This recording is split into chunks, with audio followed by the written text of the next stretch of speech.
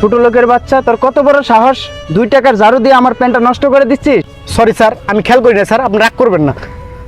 কি তুই জানোস আজকে আমি ইন্টারভিউ দিতে যাব, তুই যে আমার প্যান্টটা ঝাড়ু মেরে নষ্ট করে দিলি, আমি ইন্টারভিউ কিভাবে দিব এখন? স্যার আপনি রাগ করবেন না, আমি আপনার প্যান্টটা পরিষ্কার করে দিচ্ছি। ঠিক আছে, ভালো করে দে। আরে হরজ, তুই কি পাগল হয়ে গেছিস নাকি? এই ঝাড়ুওয়ালার নোংরা হাতটা তোর প্যান্টে পড়ছে, তোর প্যান্টটা আর অনেক নোংরা হয়ে গেছে। সর সামনে থেকে। তুই একদম ঠিক কাজটাই করছিস। এইসব ছোট লোকদের লাই দিতে নাই, লাই দিছিস দেখে তোর শরীরে টাচ করছে, আর একটু লাই দিতে তোর মাথায় উঠে নাচতো। স্যার আমি গরিব মানুষ, ভুল করে আপনার পায়ে ঝাড়ুটা লাগছে, তার জন্য আপনি আমাকে লাথি মারবেন? আপনি জানেন স্যার, আমার ঘরে কামাই করার মতো কেউ নেই আমি ছাড়া। আজকে যদি আমি অসুস্থ হয়ে যাই, তা আমার ফ্যামিলিকে কে দেখবে স্যার? এই ছোট লোকের বাচ্চা, তোর ফ্যামিলিতে কে কে আছে সেটা আমার জন্য কি লাভ? আর আমি কি তোর ফ্যামিলির দায়িত্ব নিয়ে রাখছি নাকি? সত্যি কথা বলতে কি, তোরা এই দুনিয়ার পোকামাকড়, তোরা যদি মরে যাস না তোদের খবর কেউ নিতে আসবে না। ছোট লোকের বাচ্চা কোথাকার।